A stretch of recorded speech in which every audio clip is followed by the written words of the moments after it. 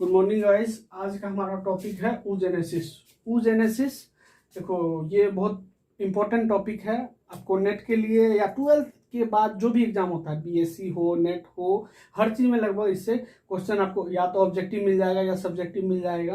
Guys MSc वगैरह में भी आपको मिलेगा। तो आप ये नेट का थोड़ा अच्छा टॉपिक माना जाता है क्योंकि इससे जनरली क्वेश्चन पूछा आसान होता है। मतलब ये सब टॉपिक आसान है, इससे आपके क्वेश्चन मतलब आसानी से कर सकते हो और इस पे बहुत अच्छा लेवल का क्वेश्चन बनता है। तो गाइज अगर मैं आपको एक्सप्लेन करूंगा, देखो क्या है हमारे साथ, मतलब हम नोट्स प्रोवाइड मतलब नहीं करते हैं। मतलब ओवरऑल बात ये है कि जो चीज़ मैं आपको एक्सप्लेन कर रहा हूँ, अगर वो चीज़ को आप समझ लोगे, उसके बाद आप कोई भी बुक पढ़ लोगे तो आपको पूरा क्लियर हो जाएगा, क्रिस्टल क्लियर। लेकिन आप चीज अगर यही चीज मैं बोल रहा हूँ इसी को लिख दूं तो भी काम हो जाएगा, लेकिन मैं लिख करके आपको, देखो मेरा मेन एम होता है कि मैं कोई चीज को एक्सप्लेन करूं, मैं डिलीवर करूं, आपके तक बहुत अच्छा डिलीवर हो, बस मैं ये चाहता हूं। अब ये नोट्स वगैरह मतलब आप बोलोगे तो मैं नीचे डाल दूंगा, जो भी मैं नोट्स बनाता हूँ वो मैं डाल दूंगा, लेकिन मतलब ओवरऑल नोट्स पे फोकस नहीं। अगर आप कोई चीज में आप क्लियरिटी है तो आप कोई भी बुक पढ़ोगे आपको वो चीज क्लियर हो जाएगा और ये चीज आपको ज्यादा मेमोरेबल होता है। अगर 2-3 बार आप इसको कर लो तो ये आप कभी नहीं भूलोगे और ये बहुत इंपॉर्टेंट टॉपिक है। चलो हम टॉपिक स्टार्ट करते हैं। oogenesis। oogenesis क्या होता है कि the process of formation of female gamete is called oogenesis। तो मतलब ओवम ओवम नहीं, सेकेंडरी oocyte। सेकेंडरी oocyte का जो फॉर्मेशन होता है, जिस प्रोसेस उस प्रोसेस को हम क्या बोलते हैं, oogenesis। अब देखो क्या होता है कि ये प्रोसेस स्टार्ट कब होता है, तो गाइज ये प्रोसेस एम्ब्रियोनिक स्टेज में मतलब स्टार्ट होता है। तो एम्ब्रियोनिक स्टेज, अब इसके बारे में आपको थोड़ा एक्सप्लेन। देखो ओवम जब रिलीज होगा, मतलब ओव्यूलेशन जो होता है, एक्चुअली में वो ओवम रिलीज नहीं होता है, वो सेकेंडरी oocyte स्टेज में रिलीज होता है। वही फेलोपियन ट्यूब के एम्पुला तक सेकेंडरी oocyte स्टेज में जाता है। तो सेकेंडरी oocyte स्टेज में जाता है। ओवम हम बोलते हैं कब, जब ओवम जो है सेकेंडरी oocyte के साथ स्पर्म जाके पेनिट्रेट करेगा, उसके मतलब पेनिट्रेशन से फिर तब ओवम का फॉर्मेशन होगा और एक पोलर बॉडी बनेगा, तो ओवम तब बोलते हैं। लेकिन हम जनरली सेकेंडरी oocyte को ओवम बोल देते हैं। चलो ठीक है, वो छोड़ो। तो अब ये जो मतलब एम्पुला में गया, ये सेकेंडरी oocyte स्टेज में गया, ठीक है। वहां पे स्पर्म आया, स्पर्म का होगा फर्टिलाइजेशन। फर्टिलाइजेशन होने के बाद जो क्लीवेज डिवीजन स्टार्ट होता है वो 24 आवर्स में स्टार्ट हो जाता है। तो guys 24 hours cleavage division start होने के बाद हम उसको बोल देते हैं एम्ब्रायो। एम्ब्रायो बोलते कब तक है, 8th वीक तक हम उसको एम्ब्रायो बोलते हैं और 8th वीक के बाद जो है हम उसको फ्योटस बोलने लगते हैं। लेकिन हम जनरली जैसे हम वहाँ ओवम बोल रहे थे सेकेंड, इसी तरह हम इस स्टेज को मतलब एम्ब्रायनिक स्टेज बोल देते हैं या एम्ब्रायो बोल देते हैं। एम्ब्रायो मतलब जनरल टर्म यूज कर लेते हैं, बाकी इसको फ्योटस बोलना चाहिए क्योंकि 8th वीक के बाद जो है वो फ्योटस बोला जाता है। गाइस ये चीज तो आपको क्लियर हो गया। अब एम्ब्रायनिक स्टेज में ये होता है स्टार्ट, और एम्ब्रायनिक स्टेज में होगा, अब ये कहाँ से स्टार्ट होगा, तो ये होता है एम्ब्रायनिक स्टेज में शुरू होगा।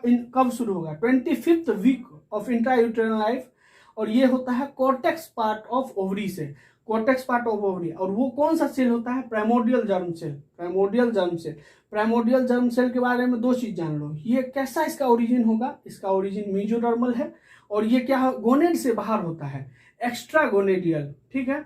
तो गाइस प्राइमोर्डियल जर्म सेल से स्टार्ट होगा और ये primordial germ cell diploid stage में होता है, इसका प्लॉयडी लेवल ये होता है, ये चीज ठीक है। अब ये प्राइमोर्डियल जर्म सेल कब बनना शुरू हो जाएगा, मतलब इसके आगे प्रोसेस कब स्टार्ट हो जाएगा, 25th वीक ऑफ इंट्रायूटेरल लाइफ, ठीक है। अब क्या होता है, प्राइमोर्डियल जर्म सेल है। प्राइमोर्डियल जर्म सेल क्या करता है, रिपीटेड माइटोटिक डिवीजन। देखो माइटोसिस क्या होता है, माइटोसिस बस नंबर को, सेल के नंबर को इंक्रीज करने के लिए किया जाता है। अब बताओ रिपीटेड मतलब आप एक चीज जान लो कि अगर फीमेल में है, फीमेल में जो जर्म सेल का फॉर्मेशन होता है मतलब ओवरऑल, वो बर्थ के बाद नहीं होगा।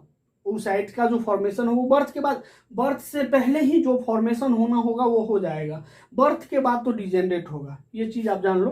तो अब क्या होता है कि प्राइमोर्डियल जर्म सेल में रिपीटेड माइटोटिक डिवीजन होगा। रिपीटेड माइटोटिक डिवीजन से प्राइमोर्डियल जर्म सेल कन्वर्ट हो जाता है ऊगोनिया में। ऊगोनिया मतलब इसका मतलब माइटोटिक डिवीजन होने के बाद ये बहुत सारा सेल्स, मतलब रिपीटेड माइटोटिक डिवीजन मतलब बहुत सारा ऊगोनिया फॉर्म होगा और हर ऊगोनिया पार्टिसिपेट करेगा किसमें, ओव्यूलेशन में।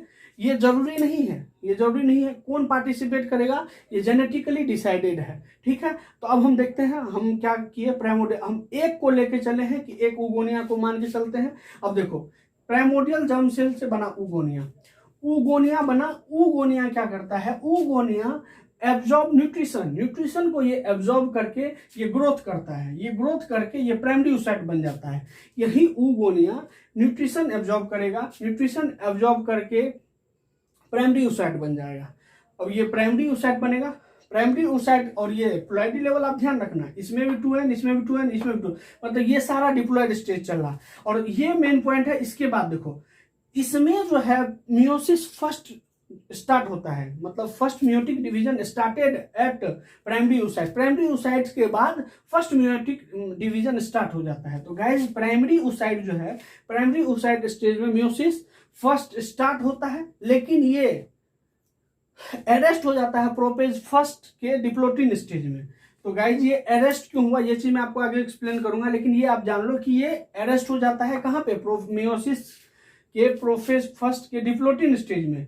उसके बाद जो है अब ये प्राइमरी oocyte जो है, प्राइमरी oocyte में जो फॉलिकल्स है वो मैच्योर हो जाते हैं, मतलब सेकेंडरी टर्सरी, मतलब मैच्योरेशन हो, फॉलिकल्स हो रहा है कब तक, जब वो मेंस्ट्रुअल साइकिल होगा। आप देखो आपको मैं एक चीज बताता हूँ, ये जो है ये प्राइमोर्डियल जर्म सेल ये इम्ब्रायनिक स्टेज में, ये भी इम्ब्रायनिक स्टेज में, ये इम्ब्रायनिक स्टेज के साथ ये भी इम्ब्रायनिक, ये ह्यूमन्स की मैं बात कर रहा हूँ, ये यहाँ तक जो स्टेज होता है ये इम्ब्रायनिक स्टेज में।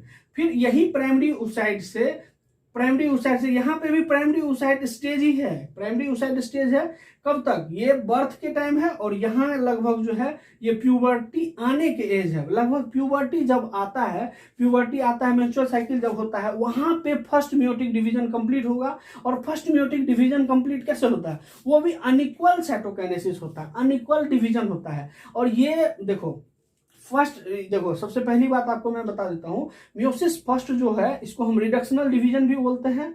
और रिडक्शनल डिवीजन क्या बोलते हैं, इसमें हमको क्या होता है, क्रोमोसोम्स का नंबर हाफ हो जाता है, क्रोमोसोम्स का नंबर हाफ हो जाता है, ये मतलब इसमें क्रोमोसोम्स का नंबर हाफ हो गया। तो और क्रोमोसोम्स का नंबर हाफ होने के साथ साथ एक तो सेकेंडरी oocyte फॉर्म हुआ और एक पोलर बॉडी फॉर्म हुआ। अब एक चीज बताओ आप, यहाँ पे मियोसिस फर्स्ट क्यों हुआ, क्योंकि हमको सेकेंडरी oocyte को हैप्लॉइड बनाना है, और यहाँ अब ये हैप्लॉइड बनाना है, यहाँ अनइक्वल डिवीजन क्यों हुआ, अनइक्वल डिवीजन हुआ तभी तो सेकेंडरी oocyte और पोलर बॉडी बना।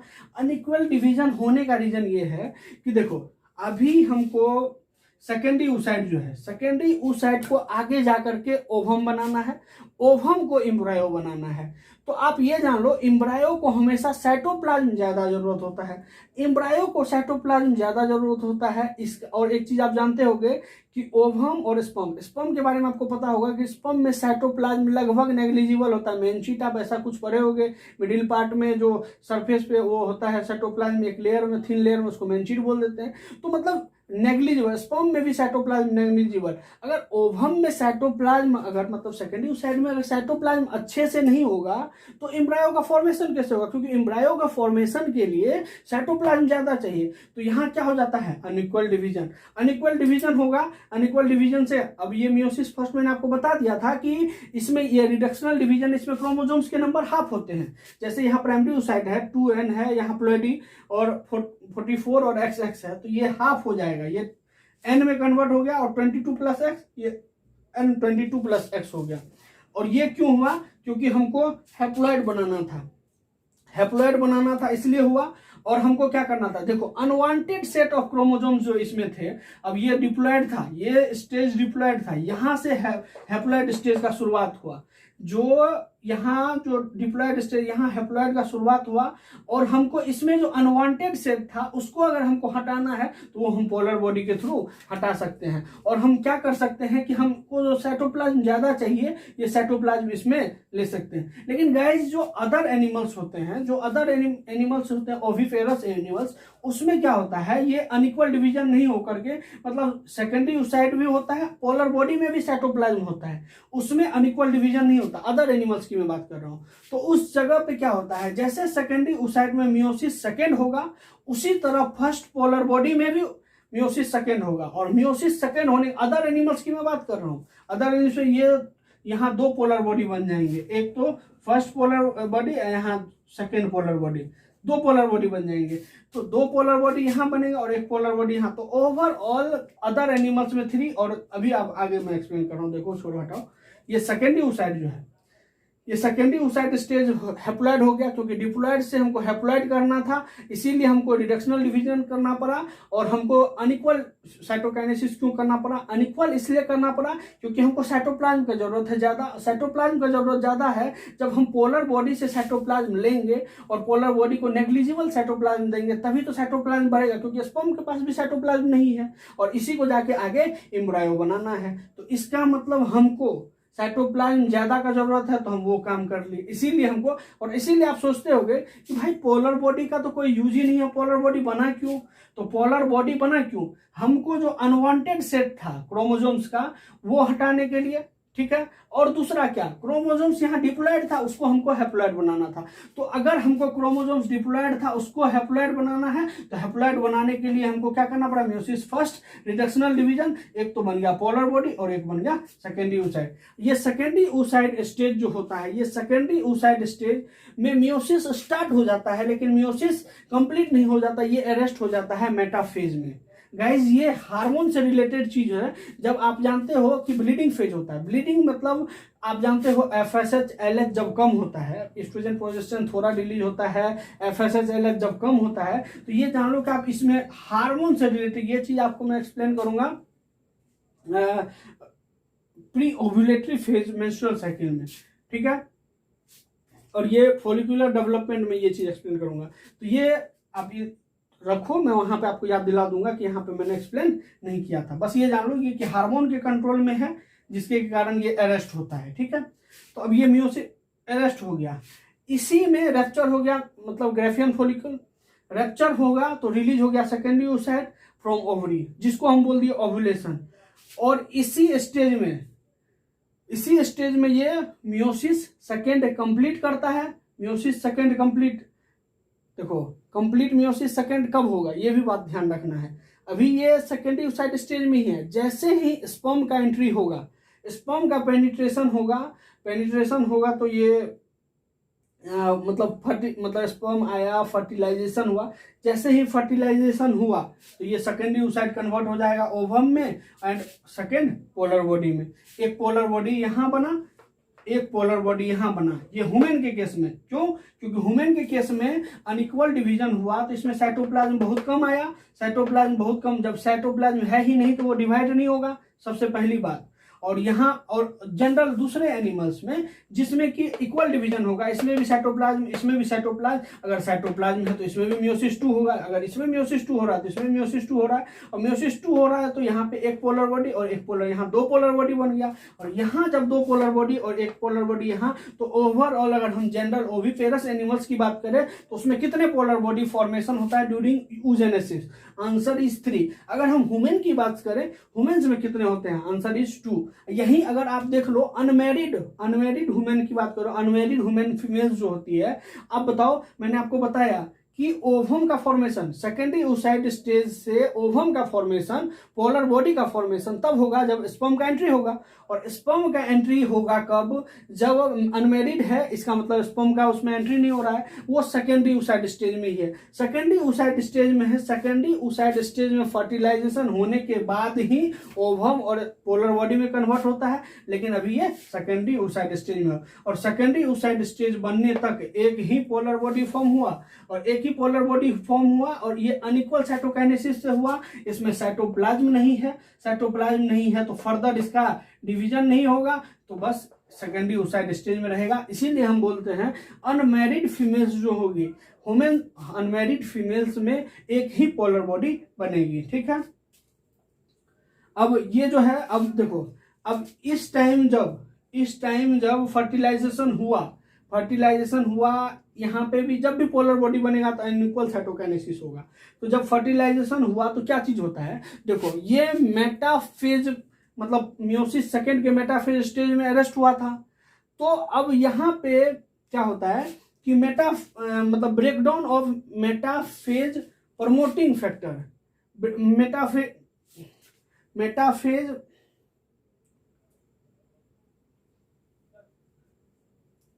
प्रमोटिंग फैक्टर,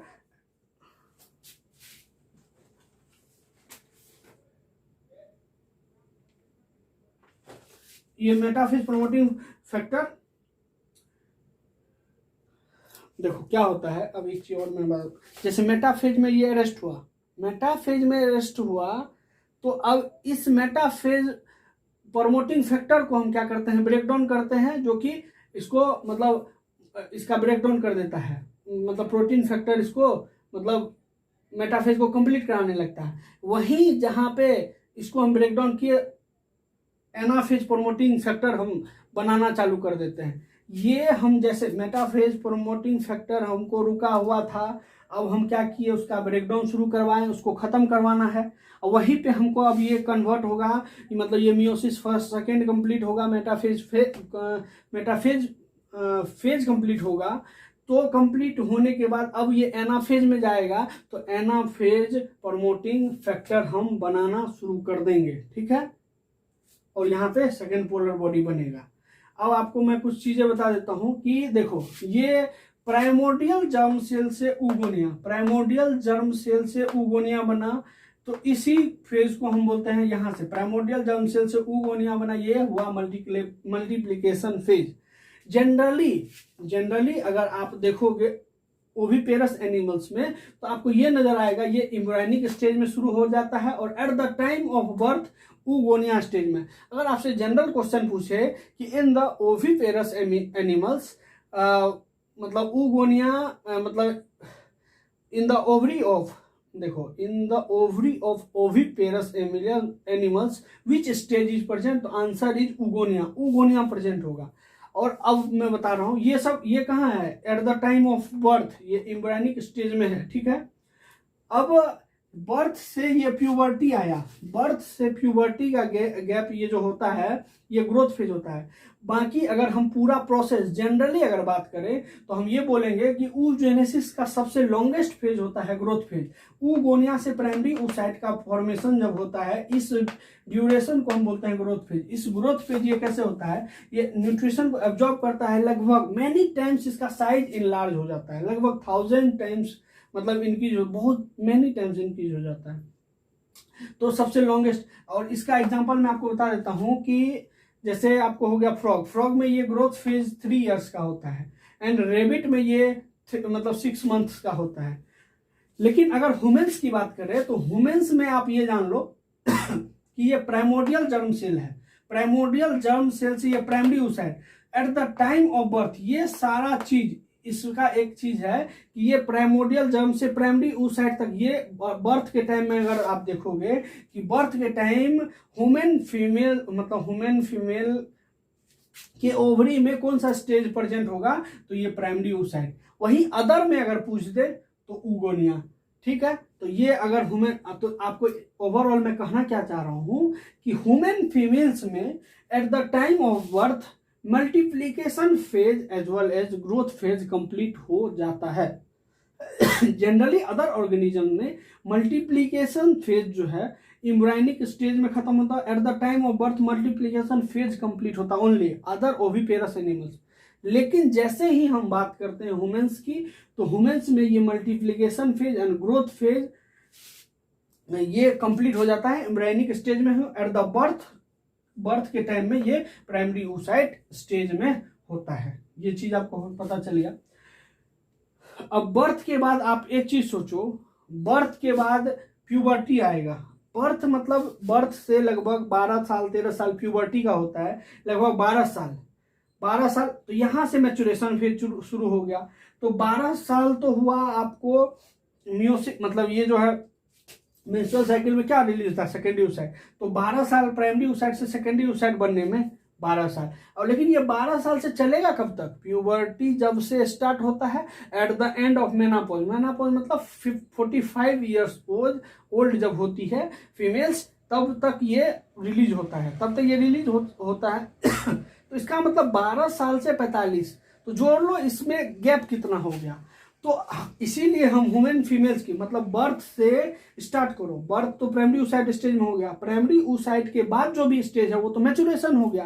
तो बर्थ से 45 मतलब 45 ईयर्स तक जो है, इतना लॉन्ग ईयर्स, इतना लॉन्ग टाइम, तो इसीलिए हम ह्यूमन्स फीमेल्स में मैचुरेशन फेज को हम सबसे लॉन्गेस्ट फेज बोलते हैं। लेकिन इन जनरल अगर हम बात करें तो लॉन्गेस्ट फेज ग्रोथ फेज होता है।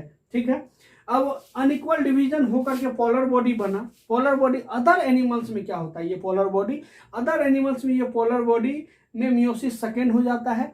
पोलर बॉडी दो मतलब पोलर बॉडी का फॉर्मेशन कर देता है। तो यहाँ पे दो पोलर बॉडी बनेगा और एक पोलर बॉडी यहाँ बनेगा। तो टोटल अदर एनिमल्स में 3 पोलर बॉडी, लेकिन ह्यूमंस में बात कर दें तो 2 पोलर, क्योंकि यहाँ पे अनइक्वल डिवीजन होगा। अनइक्वल डिवीजन होगा तो यहाँ साइटोप्लाज्म नहीं होगा, साइटोप्लाज्म नहीं होगा तो बिना साइटोप्लाज्म के डिवीजन पॉसिबल नहीं है, तो ये यहीं पे डिजेनरेट हो जाएगा। तो एक पोलर बॉडी यहाँ, एक पोलर बॉडी यहाँ, ये किसके केस में, ह्यूमंस के केस में।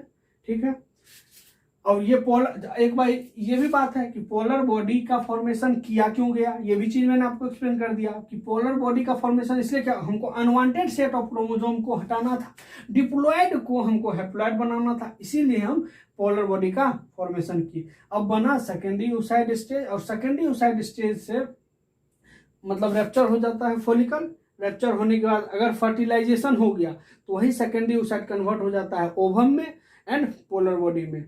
और ये क्यों होगा, जब एक बात जान लो कि जब सेकेंडरी oocyte से मियोसिस सेकेंड स्टार्ट हो जाता है लेकिन अरेस्ट हो जाता है मेटाफेज स्टेज में। मेटाफेज स्टेज में अरेस्ट होगा। मेटाफेज स्टेज में जब ये अरेस्ट हो जाता है, अब ये कंप्लीट कब होगा, ये कंप्लीट होता है जब हम मतलब स्पर्म का एंट्री होगा तो सेकेंडरी oocyte फेज कंप्लीट होकर के ओवम ओटिड बना देगा एंड एक पोलर बॉडी बना देगा। और इसमें क्या चीज होता है, इसमें मेटाफेज प्रमोटिंग फैक्टर का ब्रेकडाउन किया जाता है। जो मेटाफेज में इसको रुकने बोलता है उस फैक्टर का इसमें ब्रेकडाउन होगा, उसके साथ एनाफेज प्रमोटिंग फैक्टर का सिंथेसिस होगा। इससे क्या होगा, वो मेटाफेज कंप्लीट करके एनाफेज में कन्वर्ट हो जाएगा, फाइनली ओवम का फॉर्मेशन हो जाएगा। ये चीज अब आपको मैंने बता दिया कि कौन सा मल्टीप्लिकेशन फेज है, कौन सा ग्रोथ फेज है, कौन सा मैचुरेशन फेज है, क्यों क्या हुआ, किस लिए हुआ, ये चीज। हाँ चलो एक पॉइंट और कि मैचुरेशन फेज लॉन्गेस्ट, ये चीज मैंने एक्सप्लेन कर दिया। ग्रोथ फेज को लॉन्गेस्ट बोलते हैं ओविपेरस में, ये भी एक्सप्लेन कर दिया। 3 फेज में डिवाइड करते हैं, ये भी एक्सप्लेन कर दिया। देखो, प्राइमोडियल जर्म सेल से ऊगोनिया मल्टीप्लिकेशन फेज, ऊगोनिया से primary oocyte growth phase, primary oocyte से ओवम तक ये मैचुरेशन फेज, ये 3 फेज भी मैंने बता दिया। अब देखो, जब इंट्रायूटेराइन लाइफ में जब होती है तो कितने, लगभग 7 मिलियन फॉलिकल्स होते हैं इंट्रायूटेराइन लाइफ में। लेकिन जब eight the time of birth, आप जब बताओ eight the time of birth मतलब प्राइमरी oocyte स्टेज में जब होगा तो ये 2 मिलियन फॉलिकल्स होगा। 2 मिलियन फॉलिकल्स होगा, फिर 2 मिलियन बिफोर मतलब प्यूबर्टी के टाइम ये 2 मिलियन मतलब 20 लाख से ये 4 लाख पे हो जाता है, 4 लाख हो जाता है। जब प्यूबर्टी का स्टेज आ जाता है तो वहां पे लगभग 60,000 से 80,000 इन इच ओवरी होता है प्यूबर्टी स्टेज में। लेकिन आप ये जान लो कि 12 से 45 साल ही तो एग रिलीज होगा, हर महीना एक ही एग रिलीज होगा, तो 12 से 45 साल में लगभग 400 से 500 फॉलिकल्स का यूज होना होता है। तो अब आप पूछोगे कि सर ये 7 मिलियन से 2 मिलियन 4 ये डिक्रीज होते गया, होते गया मतलब डिग्रेडेशन हुआ। डिग्रेडेशन तो फॉलिकल का डिग्रेडेशन मतलब फॉलिकल का डिग्रेडेशन होता है एट्रेसिया। लेकिन वही अगर फॉलिकल का हो रहा है तो फॉलिकुलर एट्रेसिया, मतलब degradation of follicles is known as atresia and follicles का डिग्रेडेशन हो रहा है, इसीलिए फॉलिकुलर एट्रेसिया नाम हो गया। अब एट्रेसिया देखो 2 रीजन है, एक तो प्यूबर्टी से पहले अलग रीजन है, प्यूबर्टी के बाद अलग रीजन है। मतलब एट्रेसिया क्या हुआ, जैसे यहाँ 7 मिलियन से 2 मिलियन हो गया, 2 मिलियन से 4 लाख हो गया, 4 लाख से 60 से 80,000 हो गया। तो ये कम क्यों हुआ, क्योंकि डिजेनरेट हुआ। डिजेनरेट क्यों हुआ मैं आपको बता देता हूं। देखो, रिपीटेड माइटोटिक डिवीजन करने से क्या होता है कि मतलब ओगोनिया तो बहुत सारा फॉर्म हुआ। आप एक चीज बताओ, आप ये जानते हो ओवम सेकेंडरी oocyte के लिए साइटोप्लाज्म की ज़्यादा रिक्वायरमेंट होती है। साइटोप्लाज्म की रिक्वायरमेंट ज़्यादा होती है तो हर सेल सर्वाइव कर लेगा ये जरूरी नहीं है। तो ये क्या करते हैं, एक सेल दूसरे सेल से प्रोटोप्लाज्मिक कनेक्शन बनाते हैं। अब प्रोटोप्लाज्मिक कनेक्शन बना करके ये अपना साइटोप्लाज्म दूसरे सेल को दे देते हैं, खुद डिजेनरेट हो जाते हैं। तो दूसरा सेल जिसको साइटोप्लाज्म मिला उसके पास मतलब एक अच्छा अमाउंट ऑफ साइटोप्लाज्म हो जाता है। तो फिर ये आगे जाके और प्रोसेस में पार्टिसिपेट कर सकता है और वो जो अपना सेक्रीफाइस कर लिया वो डिजेनरेट हो जाएगा। तो ये तो हो गया कि प्रोटोप्लाज्मिक कनेक्शन बना करके ये अपना कैसे डिजेनरेट हो रहा है, ये चीज आपको क्लियर हो गया। लेकिन आप ये देखोगे इसके बाद अगर प्यूबर्टी के बाद हो जाता है तो उसका रीजन हो जाता है ये FSH एंड LH। FSH और LH अगर कम होता है उस टाइम फॉलिक्यूल्स डिजेनरेट होना, मतलब ये हार्मोन का मतलब रिलेशन है। FSH LH कम रहता है, FSH LH कम रहने से फॉलिक्यूल्स का डेवलपमेंट कम होता है और कम होना भी चाहिए। मान के चलो अगर हमको इतना जब वो होगा तो एक बार में कितने कितने ओवम रिलीज होंगे, कितने कितने ओवम रिलीज होंगे तो हर को फर्टाइल स्पर्म तो इतने में आते हैं, तो कोई मतलब नहीं है। इसीलिए इसको वो करना पड़ता है। इसको ओवरऑल ये चीज हो रहा है ना, तो ये चीज का जरूरत है इसलिए हो रहा है, नहीं तो ये नहीं होता। तो ओवरऑल आपको ये रीजन भी पता चल गया। पोलर बॉडी का यूज नहीं है, क्यों फॉर्मेशन हुआ, क्योंकि इसलिए हुआ क्योंकि हमको हैप्लॉइड बनाना था और अनवांटेड सेट ऑफ क्रोमोसोम को हटाना था। ये भी क्वेश्चन मिल गया। एट द बर्थ के टाइम में ये जनरल फीमेल्स जो है उगोनिया कंटेन करती है, क्योंकि अदर एनिमल्स में only multiplication phase completed eight the time of birth. लेकिन अगर ह्यूमन फीमेल्स की बात करें तो growth phase and multiplication phase दोनों कंप्लीट हो जाता है एम्ब्रियोनिक स्टेज में ही, मतलब eight the time of birth primary oocyte form होता है। ठीक है, और ये भी चीज आपको मैंने एक्सप्लेन कर दिया कि अदर एनिमल्स में 3 पोलर बॉडी बनेंगे, ह्यूमन फीमेल्स में 2 पोलर बॉडी बनेंगे। और अनमेरिड फीमेल अगर वही देखो, अगर कोई अनमेरिड है, स्पर्म का एंट्री नहीं हुआ, कॉपुलेशन नहीं हुआ, कॉपुलेशन नहीं हुआ तो स्पर्म का एंट्री नहीं हुआ, स्पर्म का एंट्री नहीं हुआ तो वो सेकेंडरी oocyte स्टेज में ही रहेगा, सेकेंडरी oocyte स्टेज में ही डिजेनरेट होगा। तो सेकेंडरी oocyte स्टेज में आने तक एक ही पोलर बॉडी बनता है और उस पोलर बॉडी के पास साइटोप्लाज्म अच्छा नहीं है कि वो डिवाइड कर पाए। तो अगर हम क्वेश्चन पूछ दे कि अनमैरिड फीमेल्स में कितने पोलर बॉडी बनेंगे तो आंसर इज 1। तो गाइज ये मेरा पूरा प्रोसेस हो गया oogenesis ओवरऑल। गाइज इसमें अगर आपको कोई डाउट होगा तो आप पूछना, मैं मतलब जितना जिस लेवल तक कर सकता था वो कर दिया। अगर आपको कोई चीज होगा आप पूछोगे तो मैं एक्सप्लेन कर दूंगा।